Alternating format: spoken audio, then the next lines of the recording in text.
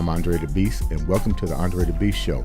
Today, we have another exciting segment. We have Arthur. I believe I said that right, didn't I? Did I say the right word? Arthur. My co-host, Jordan, is with me today. She will be giving me the stink eye if I do not do this right. So today we're going to talk about a word that I have a very hard time saying, and it is called what? Branthropology. Say that one more time. Branthropology? Do you know what that is? Not so much. You know what? We have someone here. Did I even say it right? Did you say it right? Well, I'm a branthropist, but you can say branthropology. I guess that would be the study. ology part of it. Well, that's the It's study of branding. Yeah, the study of branding. You're fine. So who do we have Miss Yolanda Smith here to talk just about that particular word, which is called Branthropist. Don't look at me because I can't pronounce it. Okay. So Yolanda, welcome to the show. Thank you. Interesting journey with you. Corporate, now branding. Tell me about what's going on here. Absolutely. So I would say that I am a branding pro. I actually look at myself as a person that gives, from a branthropist side, the gift of authenticity so that people can actually live a life of joy and success.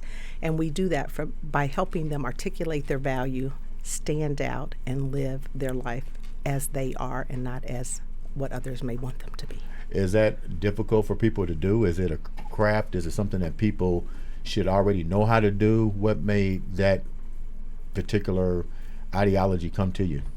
Well, for me, I think it's been a journey. Mm-hmm. And part of that journey started with me being in corporate America for quite some time. And I'm still there, working on the downside, of course, but and looking at really pursuing my passion.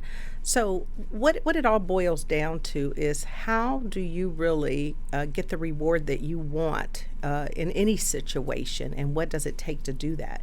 And I think what we've done over the past is historically worked on a business brand. We worked with companies. We are out there, promoting their brand, but not recognizing that us as individuals are brands. You're a brand. I'm a brand. We're all brands.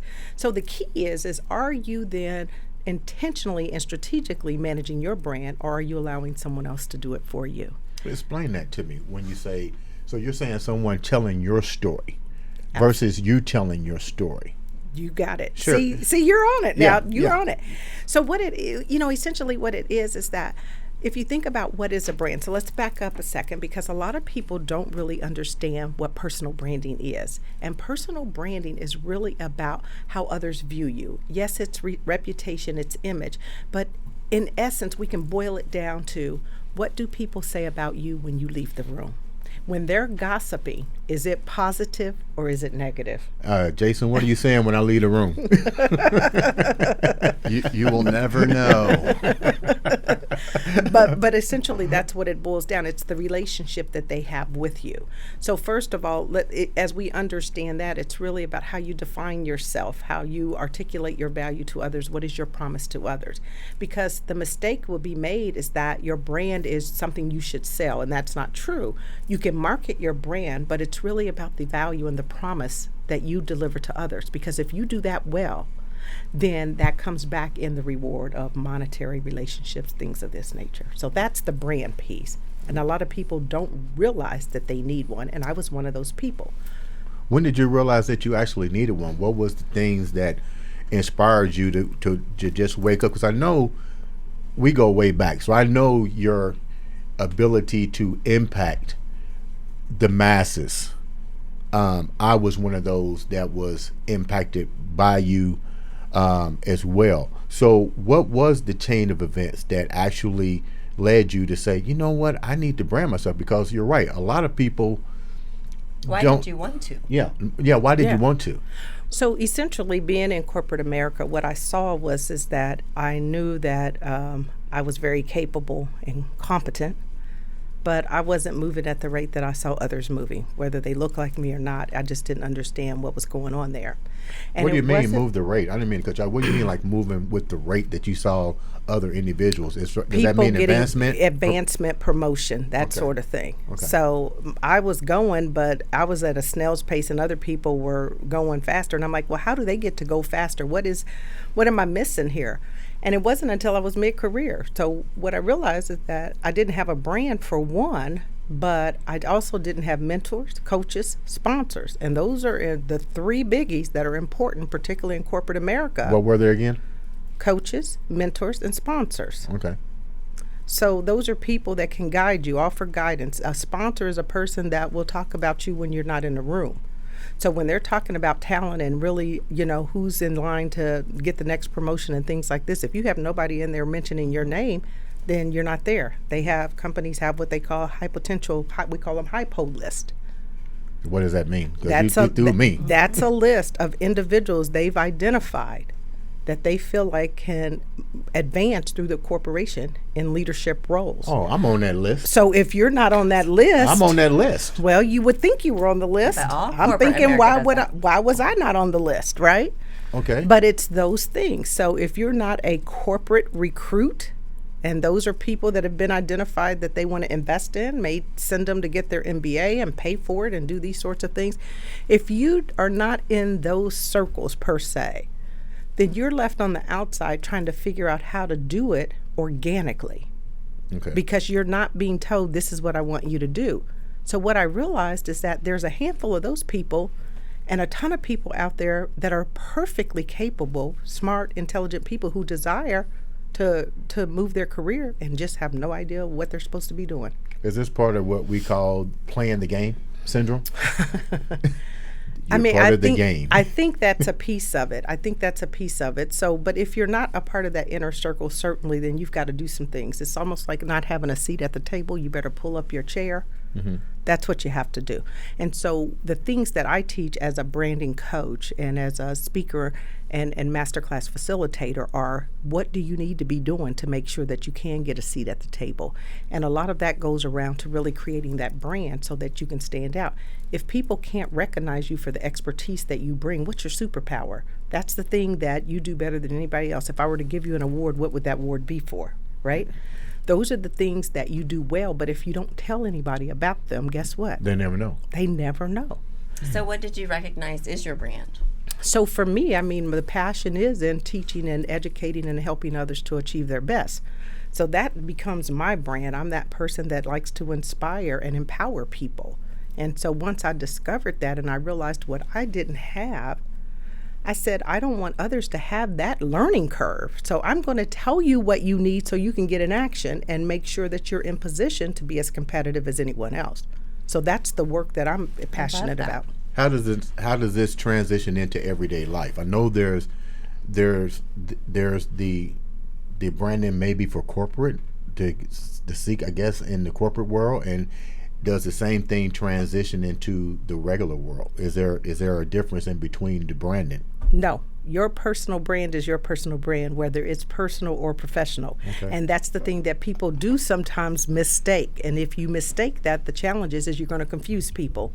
Okay. And what I can tell you about confused people is that they don't buy, period. Nothing. Really? Nothing.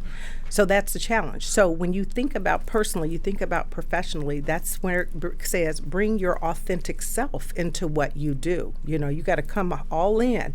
And that doesn't mean every behavior or attitude, because we can be laxed and loose at home, and that's okay. Some things need to stay at home, right? Like I tell most people, there's the 3 sides to us. There's a side we bring to work, there's the side we allow our families and friends to see, and then there's that dark side we don't want anybody to see. You know, but the point is that when you really start to cultivate and create your brand, it should be very seamless into your personal life. Because here's the story. If people feel like they know you, if people connect with you and feel like you fit, those are the people that will promote you, nominate you, sponsor you, marry you, loan you money. So it's all about the connection. It's all about the relationship. So even when you think about, a corporate setting, in a corporate setting, what you want to do is you want to build that network in those relationships. Because if you're not having a conversation about a job before that job is posted, it's highly likely you're not in contention for that job. Okay. So see, all this takes place behind the scenes before you ever get to the real formal standardized process of things. Do you find that most individuals in not only the corporate world, but just in general, people in general you come in contact with, evidently you see their weaknesses? What is some of the weaknesses that you see in people every day, that just a simple thing that you can do to change? Like, if I'm going to therapy, I always tell my therapist this: you're good at what you do, but you can't give me a whole bowl of cereal. It's not going to function. So what's the first thing that you recognize with people that have potential, or that you see and say, this is what you need to work on first? Is there an order of operations to get to this level of branding? I can't say that, because you got to meet people where they are, right? So there's no cookie cutter approach, but there's a few key things that need to be involved and implemented no matter how you look at it. And the first one is just simply recognizing that you need a personal brand. And I was getting ready to say that, recognize. Yes, and a personal brand is a requirement. It's not an option. Okay. So that's where we go short, because people don't think personal brand, pertains to them. Why? Because back in the day, before we were all connected through the digital technology that we have today, is that it was for stars and famous people. Those are the ones that had a brand. I mean, think about it. There was a time where a business card was how we branded ourselves, right? Is there a key, though, to personal branding? Because it just seems like everyone needs that oomph, and not everybody carries it. Right. So how do you go about developing it in someone? Well, I think it's a process, and just understanding that as you go through a process, which is the things that I teach people, you have to really understand yourself and know yourself. So first is recognition. Second is really knowing yourself and understanding yourself. Third is you have to understand how others perceive you. So it's taking a brand assessment so that you know how others perceive you. Because if you don't understand that, then you don't know where your blind spots and gaps exist, right? So there's nothing you need to do, because you just don't know. And when you look at it from different perspectives, it could be as it relates to your personality, it could be skill sets, it could be strengths, weaknesses, right? All those attributes could come into play. So you have to make that conscious decision. But then once you understand that, and you understand what your superpower is, so we go through exercises where you uncover your superpower, your value, your purpose, what differentiates you, and things of this nature. But once you understand that, then you can cultivate your story, and you start to create a brand statement, if you will. And that statement should speak to what you do well, your value to others, who you serve, and then how you do it uniquely. And then you start using that in your everyday play. So social media is a great platform. How's that? Well, because it allows you to, at a touch of a button, at a click, at a tweet, to be able to put information out there. And again, if you're not telling your story, someone else is, and that's very risky, because the way they perceive you may not be how you want to be perceived. Did you find that a lot in your journey to writing this book? Did you see a lot of that people were telling your story and you was like, hold down, this isn't me? I've had situations where that's happened, but I think I have done a fairly good job of being able to articulate who I am, because I'm not the most quietest person in the world. I don't mind. I know that. I don't mind saying it, but it's kind of interesting, because I did encounter a situation where someone didn't know me and had some biases and perceived me to be one way and ran with that narrative, and me knowing branding but thinking, okay, she's just whatever, and didn't pay attention to it, and it actually caused me some professional harm. Amazing. So I think the thing is that you want a brand, and you want to be proactive about having a brand before you need a brand. Because if you're waiting till you're in a crisis to get a brand, it's like working behind the 8 ball. Sort of think about it. A dentist tells you to brush twice a day, right? If you don't brush twice a day, the odds are you may get cavities and gum disease, right? Yeah, gum disease. Yep. So it's not that it's going to be impossible to fix that, but think about how we're behind the 8 ball now when we could have been proactive and prevented it, right? Similar situations. Right. You had a question? So once you have your brand, what do you do when other people come against you and they're not recognizing your brand? So they are saying the opposite of what you stand for. How do you go about correcting that? Yeah. So the key there is to really, we have to step back out of ourselves. There's a couple different categories. Let's get these out the way. You're going to have some haters, right? There are Always. haters always out there. Haters. And those are the people that you may or may not choose to respond to, because here's what's important. It can take you years to build a reputation and 5 minutes to destroy it. So you want to be very responsible in terms of how you respond to this madness out there. And if that's what you see it is, sometimes silence is golden and it doesn't warrant a response. If there's someone in your influence circle and they are seeing you differently than you see yourself, you got to just take a step back. We're going to always take a step back and say, okay, we're going to take accountability, because we got to have a strategy for when we have a crisis, right? Try to understand why that person feels that way. And then if it requires an offline conversation to really clear up some things, it may be worth doing that, particularly if they're an influencer. But what I typically tell people is it's not about going from bad to good. It's going from bad to worse when you're in a crisis. So you just want to be very intentional and thoughtful about how you respond and not spout out. And the other thing about social media is, if you think about it, once you say it, it's out there. Yeah, there's no take backs. I don't care if it's, what is it, a Snapchat, Snapback, or whatever that's called, where you're supposed to put it out there and then it's gone. No. There. It's still there. Everything's still there. So I'm gonna ask you a question that's with what's going on today. How can what you're doing right now with this branding be implemented? I guess that's the word I want to use. With what we're dealing with today, can this method of self-identification help us move forward with all the stuff that we're dealing with now with social identity crisis, the identity things that we're dealing with now? Because get real, let's think about it for a minute. We're the platforms right now, and we talked about this. Yes. And you know where I'm going with this. Yes, I do. I don't need a LeBron James to speak for me. Right. And it kind of undermines me to an extent to think that people would allow an athlete that makes millions to tell my story if I'm barely living paycheck to paycheck. You see where I'm going? I do. Take it over. Okay, I got to. Okay, we're gonna go twofold for one.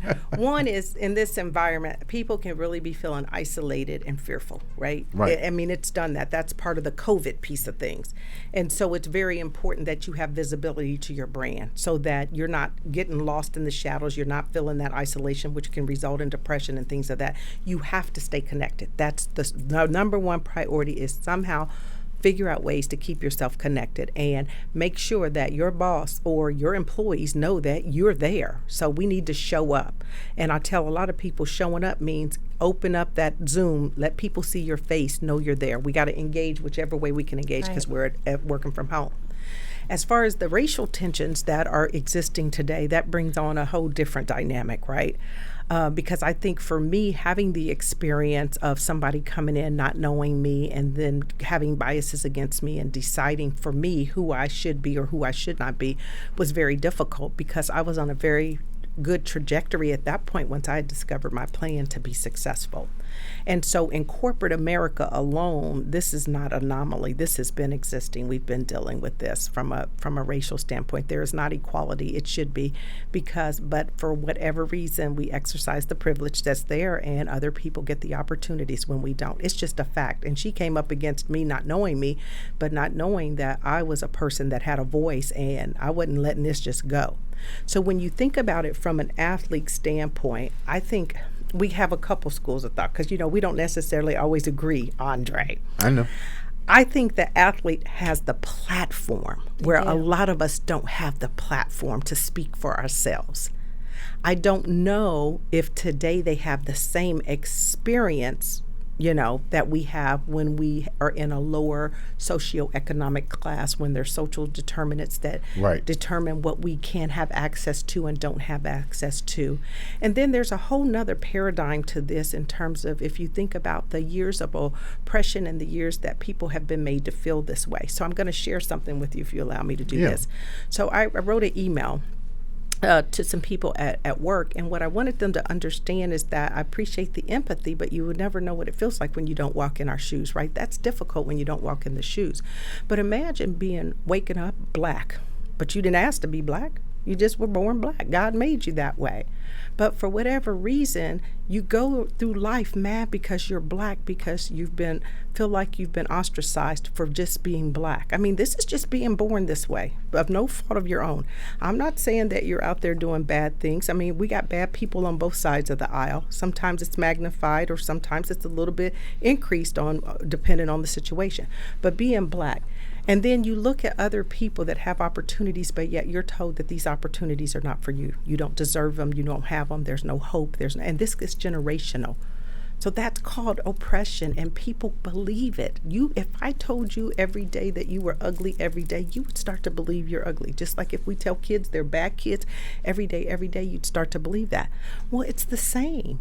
But it's a race of people that are impacted, and they're typically people in a lower socioeconomic class. So then it becomes survival of the fittest. So people go, well, what about blacks killing blacks? Well, what about it? This is the hurt that the hurt that hate produced. See what I'm saying? So you start to hate yourself. So how can you do well if you hate yourself? And that's the part. I mean, it gets deep. I'm not going there with y'all. No, but this is how it happens. Yeah. And so to have someone at this level to speak for those people, I think it's more. Hopefully, they can take the platform. And they weren't always at that level. And as you know, athletes come from many different places in their life, from a economic standpoint, class standpoint. But I think this really goes for that everyone needs their branding. I mean, especially in the situation that we're in, rebranding for all races needs to happen. Oh, absolutely. It's certainly, yes. Because there's pros and cons on each side. Absolutely. So I am 110% with you that there's hatred on all sides, all 1,200 sides. It doesn't matter. Yeah. I mean, hate is hate, and when you think about hate, that's a leurned behavior. Absolutely. You weren't born you to weren't born hate. hating anything. Yeah. I think I was born hating broccoli. But that's about it. You haven't got that acquired taste yet. It's coming. Every 7 years I hear it changes, but it's just still not there. But no, I agree. Like what your book is about really it's meant for the state of our world right now. Yeah, it's amazing. It really is. Yeah, and from amazing. all parties, from political parties to races to genders, all the above, it's imperative that we each create our own brand, and most of all that we start implementing love and kindness and tell our story. Not because we're bitter, but because we're growing. That's exactly right. So when people always talk about getting back to normal, I was like, hell, I don't know that I like normal. I don't even think I liked normal. Why I want to go back somewhere? Why not get to better? So I'm encouraging people, don't go back to normal. Get to better. And there's an opportunity to do that by just taking some deliberate steps to make yourself the best you can be and stand out so you can get the recognition you deserve for the expertise that you have. That sounds like the magic word that we're here, and it's called beast. Keeping that positive attitude, and when people tell you that you can't, you say I can. And when they become optimistic or pessimistic, you reverse those roles.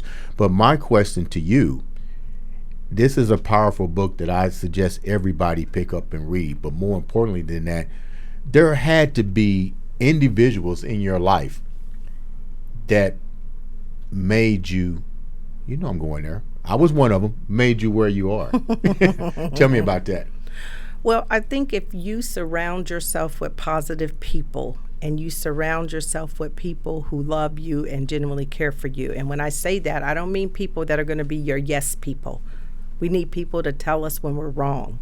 People to challenge us to think differently, to do better. And when you surround yourself around those type of people, even when you're moaning and groaning about it, in the studio with you moaning and groaning and crying every step of the way, but they don't let you, they hold you accountable. That's about accountability. And it's about really moving to the next level. So I've had some great people in my life to do that. Was there one person in particular that you He's really hoping you're saying him. If you could just give that example real quick. Well, I've already helped her in the gym, so I mean, I need to get back in there. I got the COVID going on, but was there one person that really impacted you that you look back and go, wow, I'm here because that person really played it forward and left a lasting impact. Who impacted you know what? Believe it or not, it was my mother, and I'm gonna tell you why. Okay. My mother actually told me I could be anything that I wanted to be, and that nobody was better than me, but I was also not better than anybody else. But she said it so much, it goes back to that hearing the message over and over and over and then believing what she said. And so I think what it did is it instilled the confidence in me and the assurance in myself that I needed to move forward. So no matter what the obstacles are, what I encounter, I'd be like, my mama said I can be whatever I want to be. You can't tell me what I can be or what I can't be. So, I wouldn't take no as no. I just take it as not right now. So but I'm going to figure it That's out. awesome. Yeah. So tell me, what was the lowest part that you encountered before the book, before the corporate America? There had to be a moment in your life, because let's get real, our life isn't bed of roses. No. Take me down a moment that you go, wow, I can't see the forest, but you still figured out a way to get beyond that because you had to, or this book wouldn't be sitting here right now. So Yeah. So there was a something that happened. Tell me about it. Well, there were moments that happened in my life and through my career, and I think part of it was really understanding what my values were, and a big one is people being treated unfairly. And so I will tell you that throughout my career, I've gotten in a lot of trouble for defending or taking up for people or inserting myself in things that I didn't have. It wasn't my business, but I saw that it wasn't right, so I would speak up and stand up. Then you go beyond that. You have personal, tragedies and things like that to happen. I shared, I was in a bad car accident in 2017. I was rear-ended by a texting teenager at 45 miles an hour, and that changed my life because I walked away from that accident, and I certainly shouldn't have. So I knew my time wasn't up. And you think about things like that, and losing your dad to cancer shortly thereafter. My mother's dealing with cancer now. Life is precious.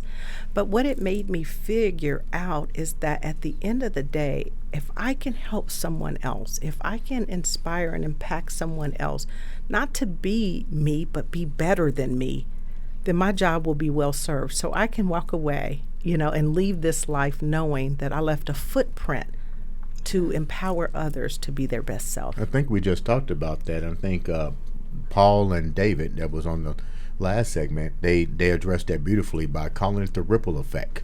You want to leave that lasting impact on people, and that's what it's about, doing that. So my next thing to talk about is, you're always doing something spectacular.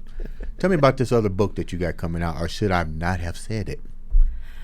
Well, we don't know what that one's going to be just yet, but I do have in mind a book, and I'll tell you why. I think that I am struggling right now with the idea of whether diversity and inclusion in the corporate sector helps or hurts the minority employee. Explain that. Well, I feel like for me, there have been moments where I have been the diversity slate, where I've been granted interviews for positions when I feel like the leadership or the hiring manager knew full well that Had no intentions on hiring you. I went through that, yeah. How does that make you feel? Because it really hurted me when it happened to me. I told you that story. It hurted because I went to a school that was looking for a coach. Yeah. And he's like, you're one of two, but you're in the running. But I'm also aware of my surroundings. Yes. So the back of my mind, I'm like, I'm knowing I'm going to get it. First of all, I know my surroundings, know where I'm at, and then more importantly, the situation was, you already know who you was going to hire. You got to check the box that I came in. So how did that make you feel doing that? Well, I think what it does, once I realized it, because it was boom, boom, boom, there was interview after interview after interview. And I know for a fact I was very qualified. And I'm not saying the individuals that got the job were not qualified, but it's amazing to me, out of, 3 or 4 interviews, I couldn't have landed one of those. Right. And so it just kind of made you think, what the heck's going on here? And in some cases, when you're being told you're too innovative in a company that is saying we want innovation, or you check 2 of the 3 boxes, but this other person checks all 3. And it makes you feel like you've been played. That's what it makes you feel like. You've been played. Now, have you been told this, you're overqualified? Not lately, but that's another one that comes up. I mean, there's a plethora of excuses that they use, I'm right? like, what is overqualified? But with all of that happening, I mean, that happens with multiple women. Women. It's huge with women. It's huge, but what does that do to you? What does that make you feel inside? What do you do with that? Because a lot of people, they take it as a hit and they stay. Well, it makes you realize that the world is not fair, for one, and it's the odds of you making it fair are going to be very difficult. I think that's the one piece of it. I think depending on how strong you are and how confident you are in yourself, it could take a chip at that as well. Think about it. You could take a hit. And I've been in situations where I've been able to sustain and come out on the other side, but where I know for a fact people would have tucked their tails and ran. Because if you just don't know who you are, and that's the whole beauty of branding, you have to know who you are and be confident, and then you don't allow people to tear that down. And then sometimes you have to be willing to say, you know what, time up. I'm done with this. I'm going to do something different. So during the coronavirus, this is what you did. You did something different.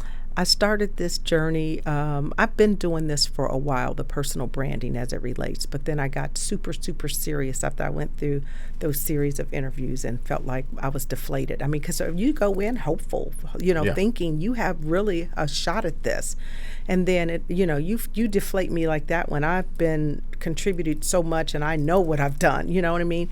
It just, sometimes you just say time's up, and then you have to really be thinking, what do I need to be doing? What is my purpose? That's the other thing you discover. What is your purpose? What is bigger than you that you can put an impact on? And this is where I know I can put my footprint, because this is what I know I am good at. So it's really not about it's almost like the last segment we did. It's really not about money. It's really finding out what you're happy doing. Absolutely. As well. Like David walked away from 7 figures. Yeah. Because he wasn't happy. Yeah. And I'm thinking, and I preach that to a lot of my clients. I'm like, why do you go to work and you bitch about your job, but you're making 7 figures?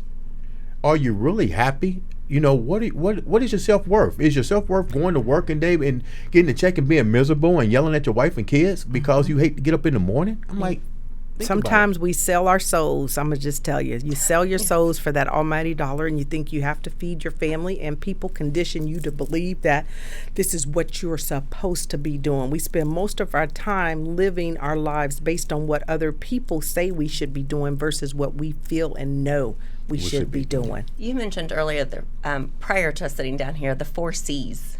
Yes. I really would like you to talk about those. Yes, the 4 C's of confidence. I mean, it's so important because without the confidence, if you're confident, you can do just about anything. I mean, I'm serious about that. If you believe that you can do it, the odds are you can make it happen. It's about what frequency are you going to operate on. And so essentially there's 4 C's of confidence. The first one obviously is a commitment. You have to make a commitment to something. If you make that commitment, then you can get the courage, which is the second C. That second C is courage. You make that commitment and you get some courage, then you have the capacity, because that means you'll make something happen. You will get into action. And when you get into action and you see a result, then there's the confidence. And what happens is it's called the 4 C's because it sort of goes in a circle, because it's an evolution and it shouldn't stop. So depending on what the task, the activity or whatever you're engaging in or whatever you're going after, you have to have that process in play over and over and over again. I love that. It is so funny that you use that first word, commitment, because when I post on social media, I had to think, what was I going to use as the final closing? And that word came to mind, commitment. I was like, in order for people to achieve anything, you first got to have that commitment. And do you find that in your journey, what are some of the reasons that people don't commit? Is it really lack of self that they have with themselves, that they don't want to commit? Is it that they've been systematically told that they are not allowed to have certain things? Or maybe it's just the will that they feel they do not deserve to have things? I think a combination of all of those, depending on the individual, because you can have people that feel like they don't deserve it. You can have people that think it's going to be too hard and it's not going to make a difference anyway. You can have people that just don't even know what to do. So why commit to something I have no idea what the outcome will look like? I think we can come up with a whiteboard full of excuses as to why you can't commit. But I always say it to somebody, how important is it to you? Truly, how important is it to you? Because things that are important, we seem to make the time is one that comes up a lot, right? And put the energy and the investment into it. And that's the other thing. We will invest in everything: a new handbag, a pair of shoes, a vacation, this, that, and won't even invest in ourselves. Yeah. So you'll come to a coach like me, and I'll say, well, if you want to work with me, 12 months, $5,000. $5,000. But you just spent $3,000 on a handbag, and and that's not going to get you the joy and success you deserve out of life. I mean, and nothing's wrong with that. If that's what you like, that's what you like. But you can't have the handbag and then be miserable with life. We like to take this commercial break and advertise Louis Vuitton. No. Coach. We like them, but not in Louis. You want your happiness at the end of the day. You want to feel the joy and success you deserve, the freedom. This is what I tell people: you're not buying yourself into something. You buy yourself out of something. So when you're investing in yourself, you're trying to get yourself from that hell to heaven. And people like me have the mechanism that can get you there. But are you willing to commit and invest in yourself? Because I've spent years researching this, taking all that information that's out on the internet and distilling it down so that you don't have to figure out, is this the right one? Is this right? Is this true? Is this not true? Think about the effort and the time and the commitment I put into doing that, so that what I provide you, I know is a proven system that will work and get you there. If you had to change something with everything we're going through right now, racial equality, the coronavirus, decision makers, if you had to offer an advice to the masses out there to make a difference in what we're dealing with right now, outside of branding yourself, what would you tell the masses that you feel would make a difference with everything that we're going through right now? Well, I don't have one thing. I got two. Well, do two. Do three. Wear your damn mask first and foremost, because we're not going to stop it unless we take an active step in that. That's just crazy to me, and I don't get that, But then when you live with people who can be so vulnerable, you take it much more seriously. And I know it's not comfortable, but when you think about it, growth is not comfortable. This is an opportunity for us to grow. The second thing is I think as we look at these racial tensions and things, I've never seen such polarity as I've seen before. I've never seen, white, green, purple, red, brown people all come together and say enough is enough. And to me, that has been so inspiring and gives us great hope. But what I would tell someone that is not of color, and I got something for the color too, but what I would say to someone that is not of color, you can absolutely make a difference. And I think that you'd have no idea the power and the influence in your own voice.